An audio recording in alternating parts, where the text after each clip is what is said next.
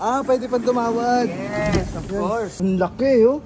Yes, may wifi na rin po ito. Sa mga nangangarap pagkasasakyan, tara po tumingin tayo ng mga second hand, slightly used na repo. Maliliit lang ang mga mileage nito, kaya halos karamihan mukhang bago. At pwede ng cash, financing, at pwede rin yung swap. Gusto nyo magdala kayo ng kalabaw tapos magdagdag na lang kayo ng konting cash. Lahat yan mapag-uusapan dito sa Juanita Cars dito sa may Cainta. At lahat tayo ay welcome para makabisita. Ayun guys, nandito nga ako sa Juanita Cars dito sa may Cainta. Tignan nyo naman yung repo warehouse nila. Punong-puno ng mga iba't ibang klase sasakyan. May mga pampamilya na mga van na sobrang lalaki, no? May mga artista van pa, may mga sedan na talaga naman good condition at napakalilinis pa. May mga bago pang mga pickup truck na sigurado akong hinahanap nyo to, no? Tara guys, umikot tayo. So ini-invite po namin kayo, punta po kayo dito sa Juanita Cars. We are located at Policarpio Street, Barangay San Andres, Cainta, Rizal.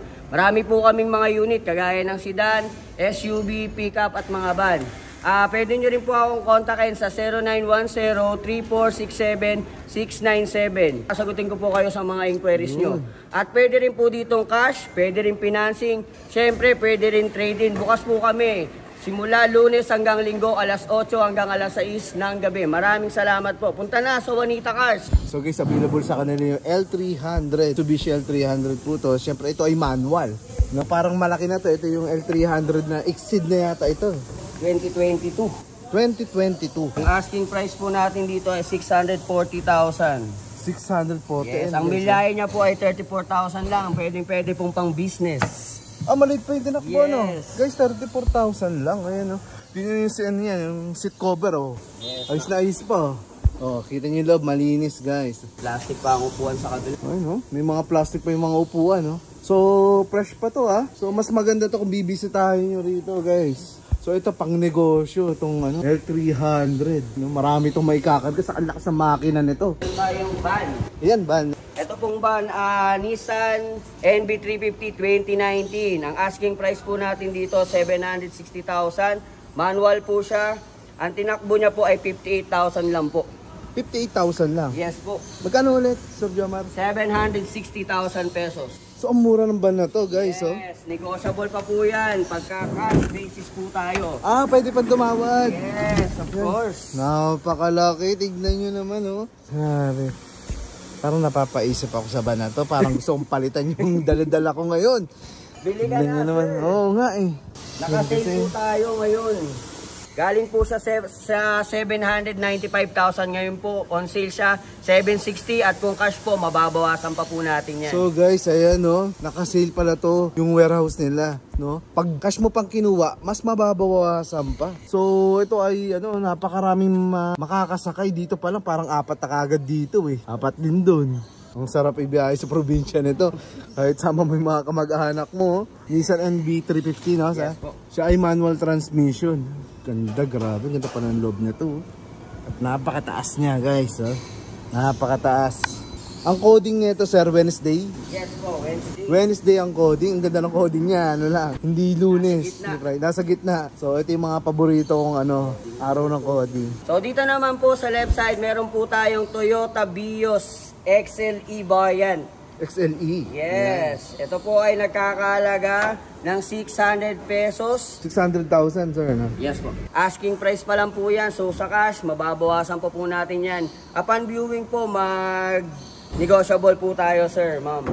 At ang tinakbo po nito, almost 13,000 lang po. 13,000? Yes. So, fresh na fresh pala to? Yes po. Batang-bata, guys, 13,000 lang ang kanyang mileage. Yung mga in-demand ng mga sedan. Automatic transmission. Kulay black. Pwedeng pang family, pwede mo rin ipasok sa taxi app. Like Grab, TNBS, pwede to. 2023 XLE at yung kanyang nagpa-market kay XLE is ito pong mugs niya na dual colors. Spiral mugs, dual colors, black and silver. Pag umaandar si Toyota Vios, makikita mo yung ganda ng kanyang mugs. Hatchback? Yes, ito 2023 Honda City RS hatchback. RS top of the line po ni Honda. Meron po itong 10,000 mileage. 10,000 lang? Yes po, almost fresh po sa loob. Then, siyempre Honda engine, tapos top of the line na po siya. 885 pesos lang po asking price. Pwede pa po kung tawaran yan. Basta po punta lang kayo dito sa aming warehouse. Yan, hanapin nyo lang si Sir Jomar. Honda City, mga Honda hatchback City. lover po dyan. Gustong maraming mailalagay sa likod. Malaki po ang kahan nitong Honda City RS hatchback. Automatic ba to? 2023. Automatic po, sir. Automatic transmission, guys. Yes. So, pwede sa mga ano to, pambabae, panlalaki yan. Kita nyo naman yung interior, guys. So, beautiful. So, ito papakita sa atin ni Sir Jomar, guys, yung mga ano, mga ginagamit ng mga artista. Ito yun. Yes. Yan. Yung tourer ng Grandia, tignan nyo. Ito yung mga naka-captain seat. Tignan nyo naman yung upuan, guys. Sobrang komportable ganyan kahit bumiyahe ka sa mga malalayong probinsya. Tignan nyo, captain seat sobrang lambot. Nare-recline pa yan. Ito pong Toyota Hiace 2020, Hiace Grandia Tourer Artista Van ay nagkakalaga ng 2.9 million pesos. Asking price pa lang yun. Ngayon kung gusto nyo pong i-cash, meron pa po itong discount. Sobrang komportable. Meron po tayo dyang TV screen monitor. Ang laki, oh. Yes, may wifi na rin po ito. May wifi na. Yes. Malupit pala to. Pang malakas ang biyahe, pwede na. Pang mahaba ang biyahe po.